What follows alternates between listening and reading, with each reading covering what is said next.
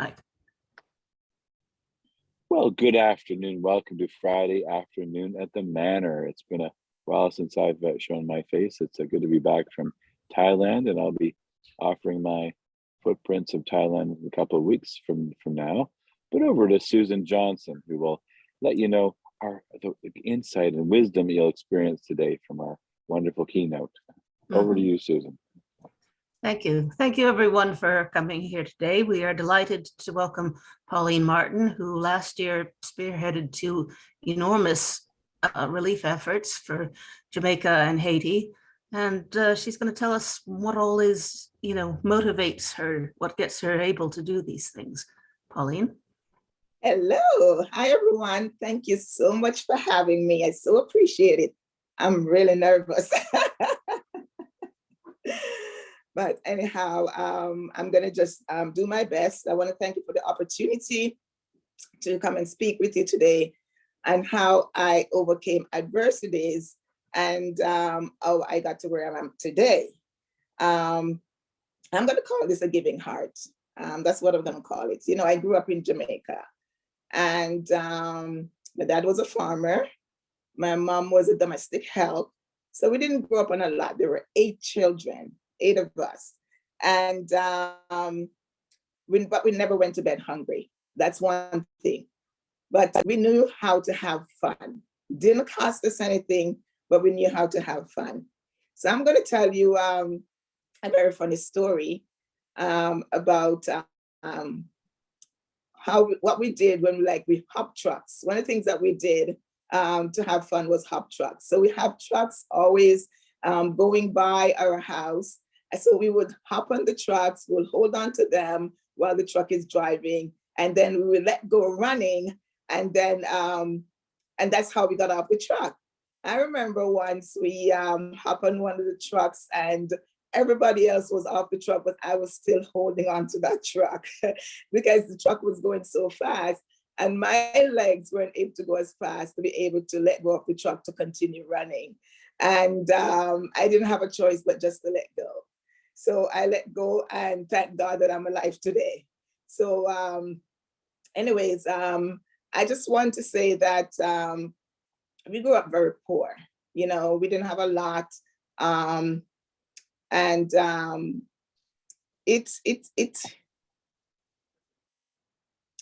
Sorry. Oh my God. And sometimes I get emotional. There were so many children, and we, my dad never treated my mom well. And I remember she left and she went away to Kingston to work and doing domestic work just to help to take care of us. And we're always excited when she come back home at Christmas time, because she will always give us presents and clothing.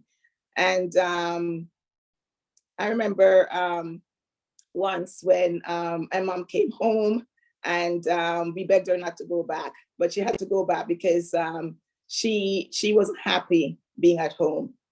However, I remember I was an A student in school, and I graduated from one high school, and I went to another high school in Kingston, where it's called Tivoli Garden School. And because I was a great athlete in one high school, so my physics teacher decided to get me a spot in the school in Tivoli Gardens. However, while I was going to Tivoli, I went to live with my brother in St. Catherine. So my dad used to send funds for me for bus fare and so on to go to school. And I ended up meeting this young man while I was in school, and I got pregnant. And I got pregnant at 18 years old. And I was still going to school while I was pregnant. And after I started showing, I thought more or less, oh my God, what am I going to do? I can't tell my parents.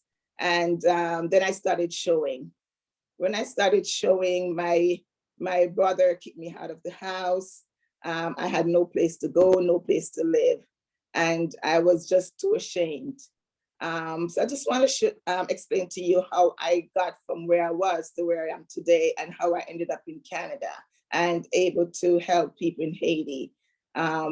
So I I was too ashamed to go home.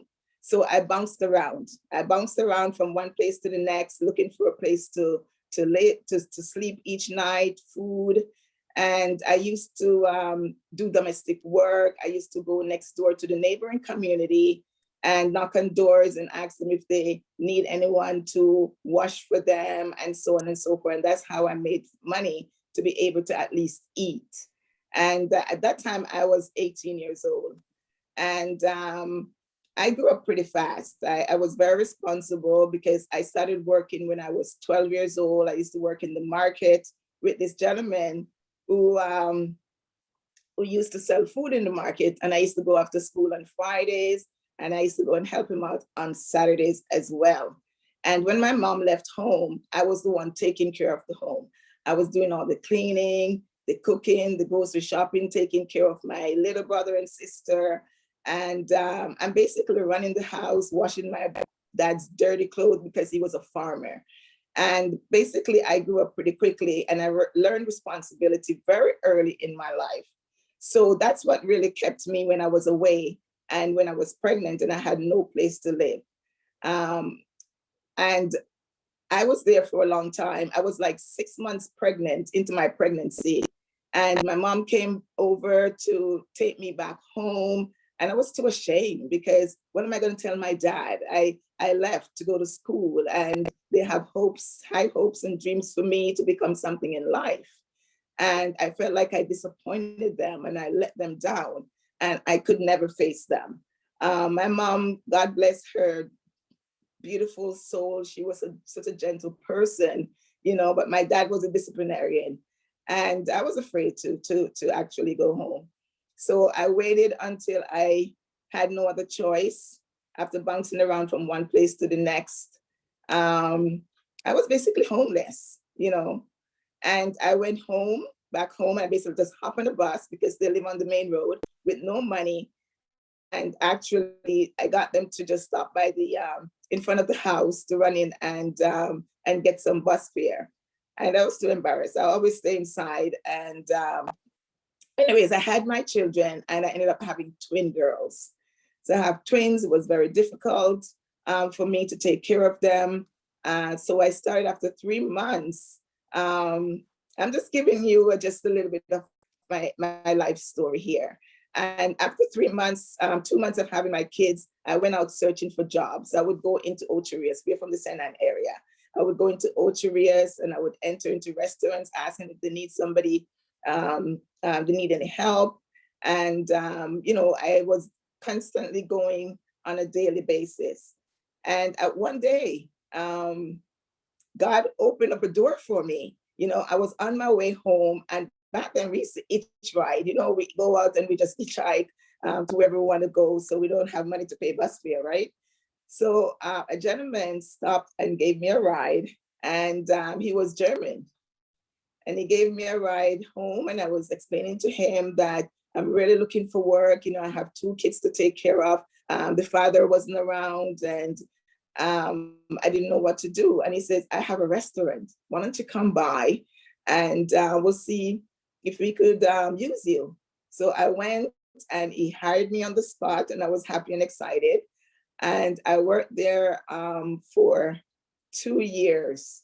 For 2 years, I worked there until in 1981, I wanted something better for myself. I wanted to provide more for my children.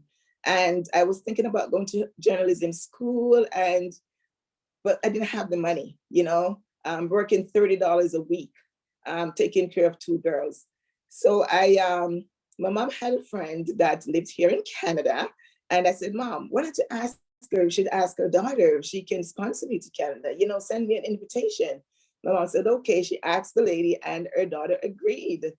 And she sent me the invitation letter, and that was the most exciting part of my life. So sent me an invitation letter, and I arrived in Canada back in 1981. And I remember back then, people used to take the bus from the airport, take the subway to go home. A lot of people didn't really have cars like now. And she lived in the Jane and Finch area. And I lived with her for some time. And during that time, I did some babysitting, living babysitting, until I ended up getting a job at Jux's Deli. And I was such a good worker. I was the fastest cashier there, and they just loved me. It happened that I ended up being sponsored by someone. And I went to Jamaica because I wanted to see my children. I didn't want to be sponsored while I'm here. I decided to go back home, and so I could be with my kids. So I went back home when the kids were 5 years old. So I left when they were 2. I went back when they were 5, and I stayed with them in 1984 to 85 for a year, and then we all came back together. I was very fortunate. I was blessed to be able to come back to the same place that I lived when I left Canada, because my girlfriend was still in the same apartment holding this place, so I could have a place to come back to. And I remember my kids came back with me, and I don't have any family members here or anything like that. And it was very difficult, very challenging for childcare and so on and so forth. But I remember very, very clearly that one day I didn't have money for food. And I remember that weekend I'd loaned someone some money, and the person had promised to pay me back those funds. And the person never showed up, never called. And, back then on the weekends, we used to do our cleaning. We used to do all this stuff. And I cleaned up my fridge. And I remember having some hot dog, it was kind of slimy, and I threw it in the garbage. And the person never showed up. And I was like, what am I going to feed my kids? And thank God I didn't take the garbage out. So I decided to go back into the garbage and take the hot dog out, and I cooked that thing up. I cut it up, I cook it up real nice, and I feed it to myself and my children, and went to bed. And I was able to reach out to a friend, and he was able to help me at that point. But what I'm trying to say is that I've overcome a lot of adversities, from being homeless, not being able to feed my kids, to where I am today. And I'm just grateful for where I'm at, because I'm not rich, but I'm able to help some people who are in need. And if you notice the Jamaican flag, it's black, yellow, and gold. Black is basically how I emerge and evolve from it all, and the yellow, it represents the sunshine and the gratitude, and holding on to my faith, and the green is always hold on to my faith, and that the grass is always greener on the other side. It's never the end, and if we just continue to have faith and trust in God, that things will always work out. There's a saying that said, what doesn't kill you will make you stronger. And here I am today. I'm in the position with the little that I have, that I can bless others. And you don't have to be wealthy to do something for each other. I'm rich in many ways. I'm rich with, I have beautiful family and friends in my life. And I'm blessed beyond even my wildest dream. And so when the earthquake happened, how I started in Haiti, when the earthquake happened, we all was glued to our TV and with our jaws dropped. And for me, I was just sitting there, and I was saying to myself, what can I do back in 2010? What can I do to help these people? I really would love to do something. I'd really be present and to be there. And I didn't know what to do. I didn't have the connection or anything. So I started going to the gym in Brampton, and I met this guy who was Haitian, and I became friends with him. And I said, whenever you go to Haiti, I would love to go with you, And he said, sure. And everything's just aligned at the time when he went. So he told me that he was going to go back in 2012. I think it was July 2012. And it so happened that I had a 5-day event in Miami. I had a wedding to go to in Dominican Republic, and I booked my trip to go to Haiti. So the guy was going at the same time. So I spent 5 days in Miami, booked my trip for 5 days in Miami. Then from Miami, I went to Dominican Republic. And from Dominican Republic, I went over to Haiti all within that same time period, the same trip. And but I remember when I was in Dominican Republic, and at the end of my trip in Punta Cana, I decided I'm not going to go all the way back from Punta Cana to Miami to go to Haiti when it's just 45 minutes away. So I booked a flight. I booked a flight from the Dominican shuttle from Punta Cana to go into Haiti. And when I arrived to the airport, I already checked out of my hotel. When I arrived at the airport, the flight came and they said, no, they can't take anybody else. They came with a smaller aircraft. And I said, what am I going to do? I already checked out of my hotel. All my friends are gone.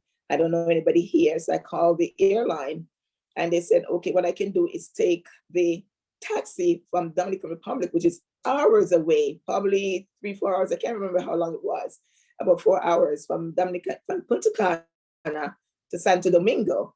And he said, I'm going to hold the flight for you. And it cost me 150 US. And anyways, they were able to give me back some money because from Dominican to Haiti, it cost way less to go. And I remember being on that plane and I was just praying that, God, please just get us there safely. It was horrifying. It was noisy. And anyways, I got to Haiti, and my whole purpose of going to Haiti was to connect with some people and to see how I can start my journey there. And the guy picked me up from the airport, and the house that I stayed at, there were some people there, and I connected with them, made friends with them, I connected with them. So the next year, it was 2012. So 2013, I decided to go back. But what I did, I went on Facebook and I searched for an organization that was helping women that were victimized. And I found this this organization called Kofoviv. I got in touch with them and I made arrangements to see them when I get there. I brought some stuff, some clothing stuff, baby stuff, and so on in my suitcase when I was going. And I connected with them when I got there. So I stayed at the same house that I stayed at the first time, and they took me around and stuff like that. And I connected with them. And I decided that I was going to take one person out of the camp who was still living in the camp after the 2010 earthquake. And I'm going to put her into a house and help her. So I chose this young lady called Gerline, and she had 3 children. And I was able to put her into a house. And at this time, I was using my own funds to do everything. I'm not rich, but I just wanted to give back a little, from whatever little bit that I have. And I helped her out, and that's how I connected. And now I met this wonderful, wonderful young lady, Pauline Martin. We happen to have the same last name. And she was very versed, in English. She speak English very, very well, very fluent. And we stayed in touch after that. And I did what I had to do to help Gerline. And Michelle and I decided, because the organization is still running, but it's not like it was before. So we decided we're going to just go off on our own and do our own thing. So I keep going back every year or every other year, whenever I can, because I was using my own funds to do that. And eventually I started reaching out to other people to help out in giving. So I didn't want to take money, because I don't have an organization to give a tax receipt or anything like that. So I decided to just ask for things like backpacks, school supplies. And I feel blessed to have people in my life and to have the network of people that was willing to contribute and to help out and at whatever initiative that I am doing to make it a success. So, I've been there at Christmas time. And I remember the first Christmas that I went to Haiti, 2016, and I brought back a bunch of stuff, barrels with stuff. And but I wasn't able to bring everything because there was a strike with Air Canada, and I wasn't able to bring all this stuff. So when I was there, I bought stuff in bulk, like food and baby stuff, and everything was in bulk. And we give it out to the community, like chicken, rice, and everything. But I remember Michelle said to me, Pauline, you need to go to the hospital. And I went with her, and my heart was broken. It was deplorable. The hospital had young children in it. The mothers, they were sleeping on the floor just to be there with their kids. And at that time, there were kids there that got injured during the earthquake, that lost a limb, an arm or something, and the parents were still in the hospital with them, sleeping on the floor, deplorable condition. It smells outside in the garbage, and it was very painful for me to see, knowing what I've been through, and these people really need help, and there's nobody to help them. So we went out, we cooked on Christmas Day, and we went down we bought foam containers, and we brought the food down for them at the hospital and make sure they had a meal on Christmas Day. And we bought baby food and formula, diapers and stuff like that. And we just give out on Christmas Day. And those are the things that really give me a lot of satisfaction, and make me want to continue with my journey. So all I have to say to everybody is that doesn't matter what you're going through, because I'm not rich, right? And it doesn't matter what you're going through. There is a lot going on right now around the world. And I just want to encourage everyone to hold on to their faith and be strong, and open up your heart to bless others if you're in the position to do so. Because there's so many people out there in need right now. And I was very fortunate to be connected to the church, to Richard, and we were able to pack the 12 barrels for the 2014 earthquake that happened in Lekai and Manish and all these other areas that were affected. And we're also able to pack 6 barrels to send off to Jamaica, because we know a lot of people are struggling during the pandemic.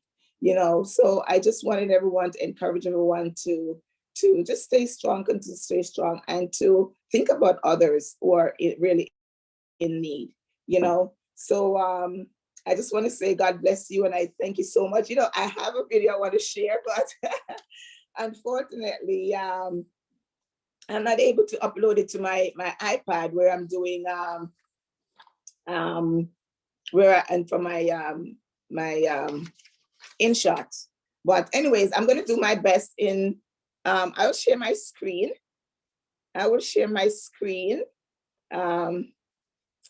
If Nina give me permission to share a couple of photos. Yep, your co-host, you can go ahead and share. Okay.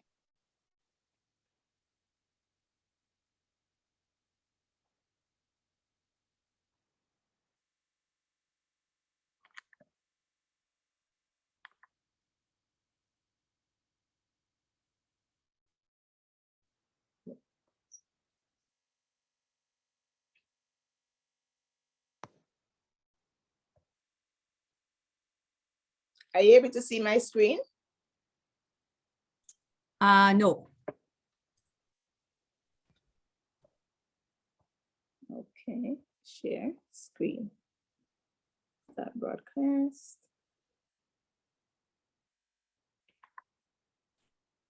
Yes, we can see it. Yes. Oh, nice.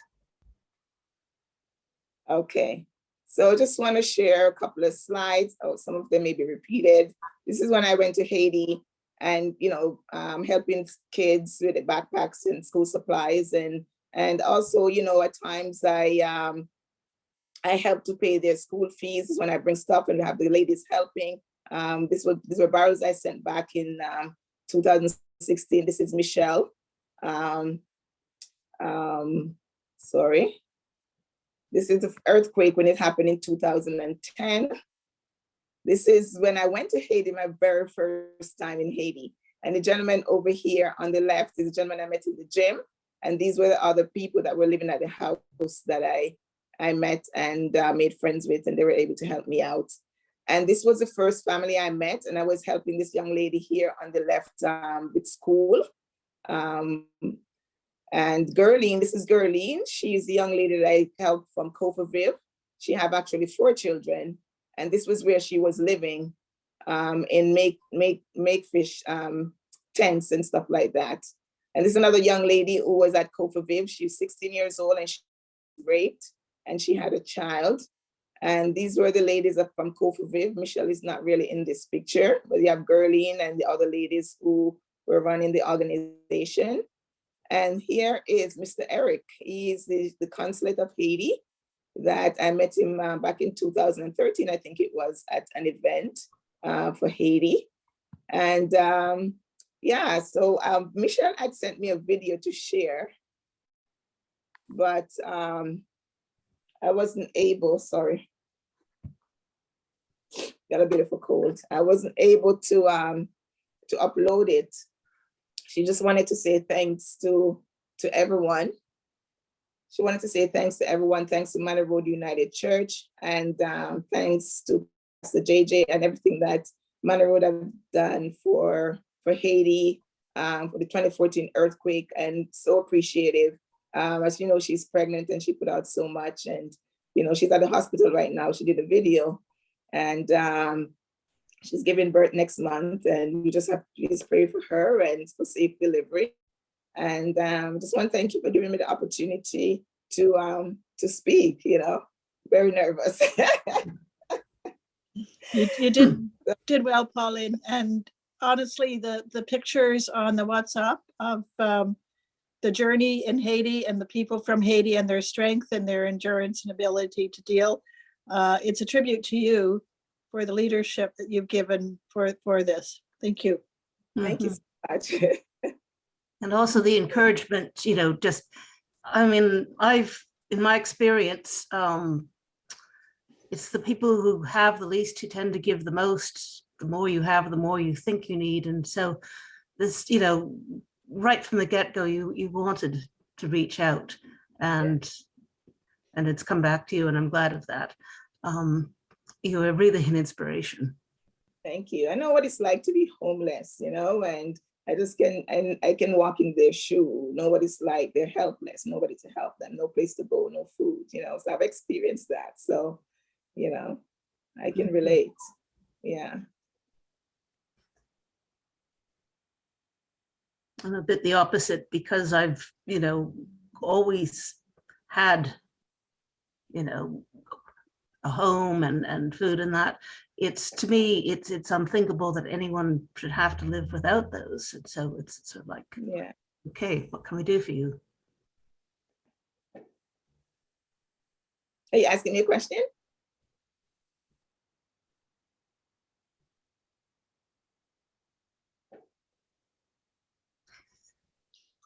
Did we lose connection? I get it. I think you've overwhelmed us. Well, I know that Haiti especially is always an ongoing need for things. And Yes. so Yes. which relief arms do you recommend, like just for the general ongoing, to get help to them?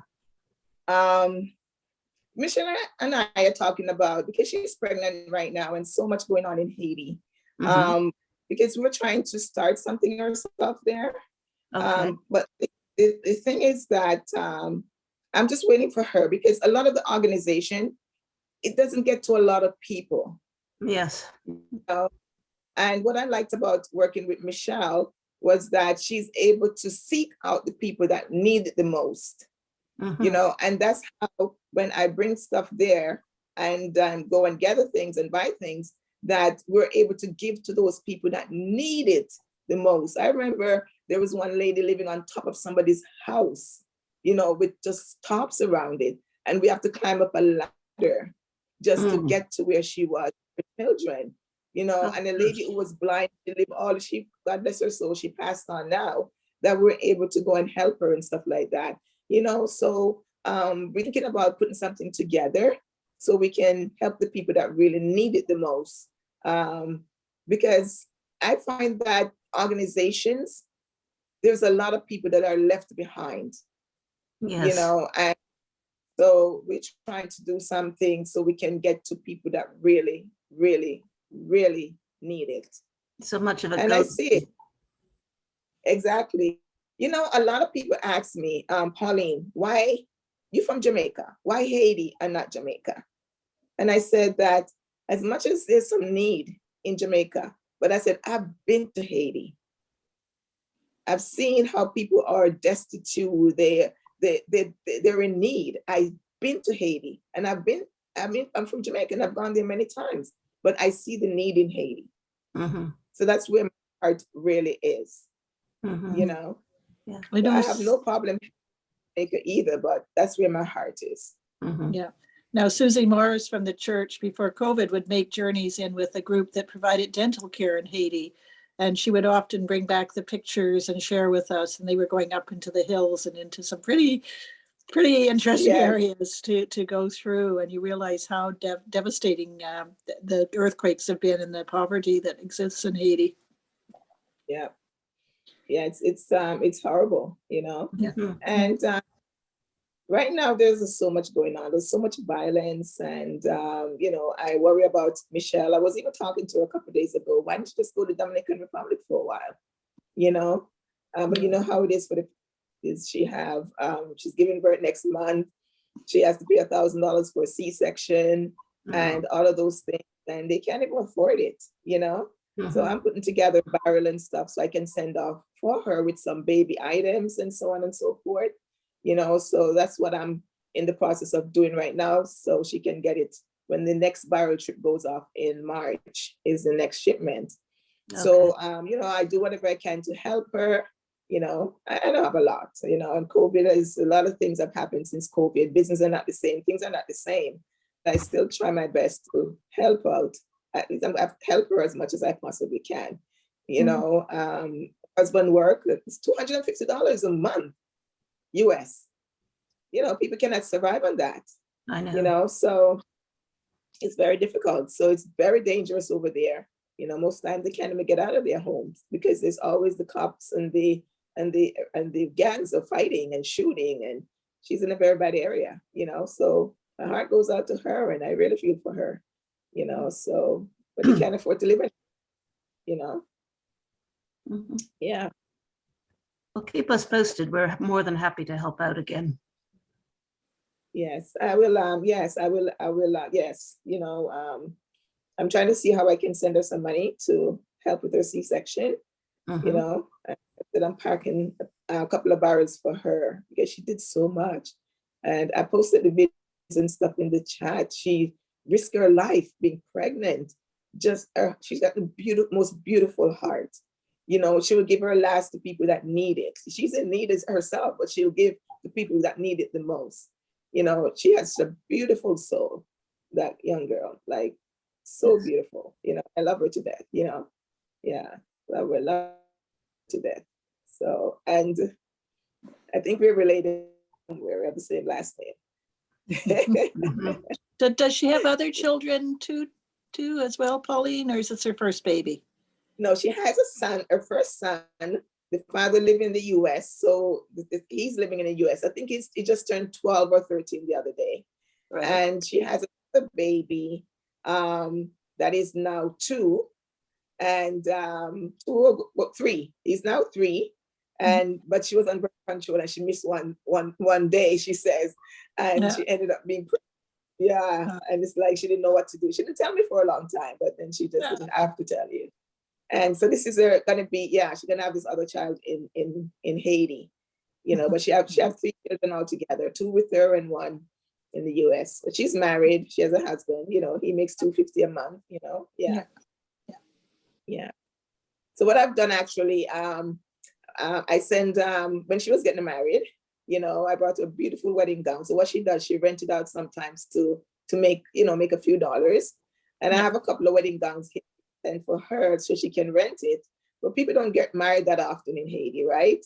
So yeah. So that's how she kind of do little things to make money, you know, here and there. So yeah, I have a couple of gowns I'm gonna send to her, some beautiful ones that she can rent and make some additional funds for herself, you know, and help her family. So, yeah. Mhm. Well, that's amazing. Yeah. So this is John Joseph. What's your next project, Pauline?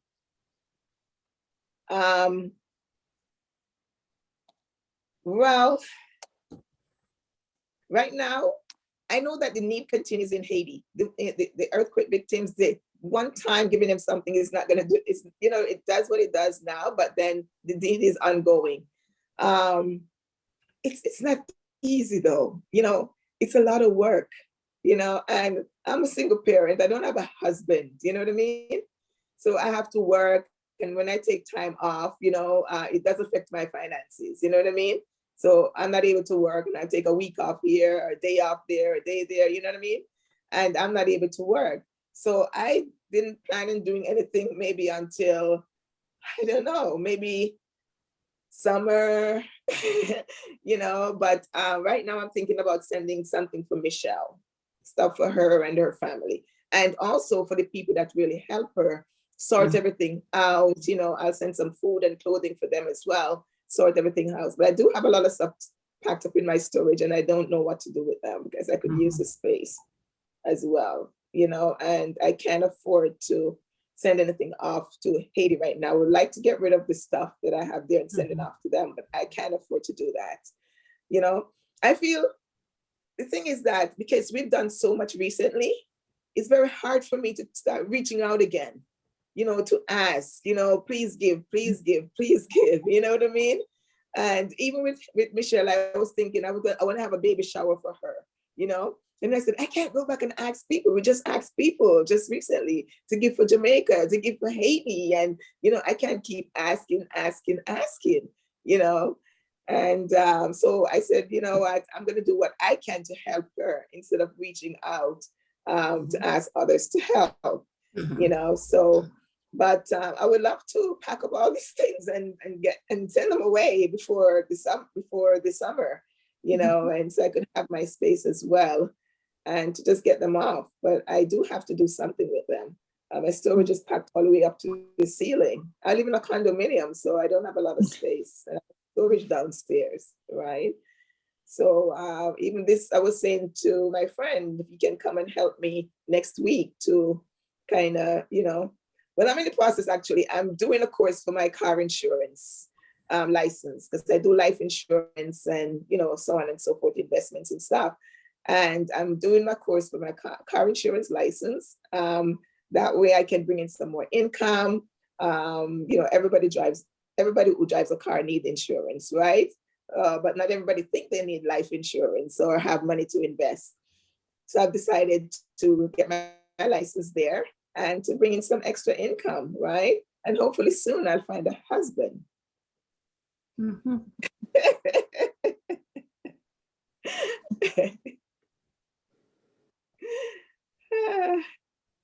So please pray for me. So God will send the right person, to my life, So, Pastor.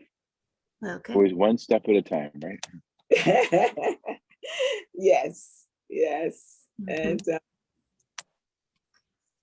so I'm excited about everything, and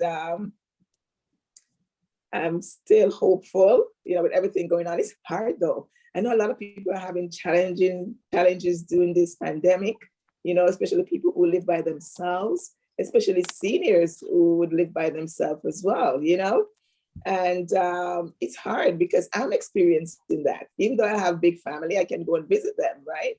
But it's hard. But those people don't have families, right? Or friends, or people don't want people in their homes. You know what I mean? So I know it's very difficult for people right now. And it can get very lonely. Living by yourself in this time, you know what I mean? Yes. So, yeah. I'm actually, sorry, go ahead. We had a wonderful speaker from the Thorncliffe Park women's community, and she was telling us about how they connect with their seniors and just to make sure that they're all right, that they have somebody to talk to. Yes. So they have what we used to call a telephone tree, and it's some wonderful outreach. Yes, I saw the video. I watched it. Yes, I watched the video because I was watching all the links. I saw the links on the email that Nina sent me, and I was watching that. So it's amazing. There's so many people out there that need help. You know what I mean? Need assistance. And I'm in the process also of starting up a group for women, and it's called Smart Money Queen, and it's going to be a platform where we all can come together, how we can help each other, help women get out of debt, help them to save, help build a legacy, help them to be able to do more in life, to to be healthy, to, you know, all these things, you know, it's about body, mind, soul, finances, and all of that. So I'm in the process also of putting all that together, and to launch in May, the day before Mother's Day is the launch, right? So I'm in the process of doing all of that. And everybody, any woman can benefit from it. It doesn't have, it's not just about finances, because you have some people maybe okay in that area, but they're not okay in other areas. You know, they may be able to help, be able to benefit from the health aspect of it, you know, or just to be a part of something, you know. And then we'll have a meeting every week on Zoom. And then when everything opens up, we can meet in person. And the whole idea as well is to be able to connect with seniors in the community.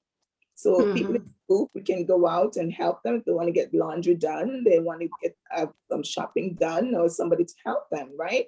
We'll be able to organize those things, you know, to help women in the community to live better lives, you know? Yeah. I'm in the process of.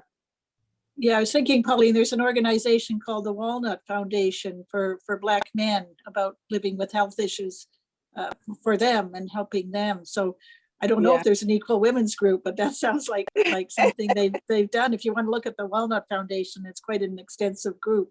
It's called Walnuts? Yeah, the Walnut Foundation, yeah. And they're a men's health interest. Initially, it was a prostate support working group, but they realized that in Black community, the men don't always share what their health issues are, or are able to get help. So this has been around for a few years now, but it's based on that idea of reaching out and educating and helping people. Yes. Well, yes. men. Yeah. So, you know, when it comes to life insurance, men pay more. It's more expensive for men because the reason is, I guess it's just a history, right? Yeah. That Yeah. We would go to the doctor as soon as we feel like, oh, my head hurts. You know what I mean? We go visit the doctor. But men, they wait, oh, this is, you know, oh, it's nothing, it's all right. And it's when everything get really serious before they really seek out help. You know, they go to the doctor and seek help. So they pay more for insurance. So that's the thing with men. They don't go to the doctor as often as women would. Yeah. And that's why their lifespan is shorter, I think, too. Yeah. But I know Reverend JJ takes very good care of himself. I was That's out good. running today with my yak tracks on in the snow, and there we go. Awesome. Yeah, it's all about, you know, staying healthy and try to eliminate stress and, you know, live a full, right? So yeah. And I feel very grateful and I feel very blessed to connect with Manor Road Church, United Church. I feel very, very blessed. And I feel honored that, you know, to be a part of this platform here today to share my story as well. And for you, and I feel very grateful that you think of me and that I have something to offer, you know, that I can inspire, you know, others, you know. So I feel very, very grateful. So thank you so much for that. Well, thank you, Pauline. It's been amazing. I look forward to projects moving forward and how we can help other people. And so back over to you, Susan, to give a thanks. Thank you very much, everyone, for coming. Next week, we've got a double bill. We've got Jordana Wright, Community Building in the Church, led by young Black women.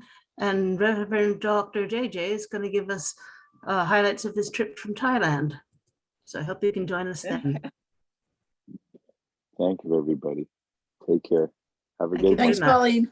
Thank you. Bye-bye. Thank you so much. Have a good day, guys. And Bye-bye. take care. God bless. Thank you.